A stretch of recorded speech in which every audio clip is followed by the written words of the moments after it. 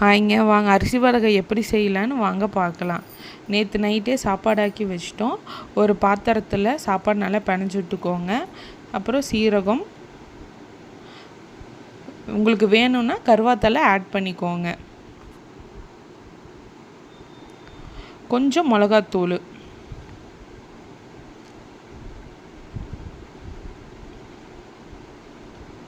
அப்புறம் மஞ்சத்தூள், அப்புறம் கொஞ்சம் தேவையான உப்பு நல்லா பிணைஞ்சி விட்டுக்கோங்க. நல்லா பிணைஞ்சி விட்டுக்கோங்க. இந்த கலர் நல்லா கொலன்னு ஆயிடணும். அதுக்கப்புறம் ஒரு பிளேட்டில் பால் சைஸில் ரவுண்டு பிடிச்சி இப்படி வச்சுருங்க. 3 நாள் கழித்து வெயிலில் நல்லா காஞ்சதுக்கப்புறம் இப்படி எடுத்திங்கன்னா நல்லா மொறுன்னு இருக்கும். ஒரு பாத்திரத்தில் எண்ணெய் ஊற்றிட்டு இந்த மாதிரி போட்டு நல்லா மொறு ஃப்ரை பண்ணி எடுத்துட்டிங்கன்னா நல்லா மொறுன்னு இருக்கும், கிறிஸ்பியாகவும் இருக்கும்.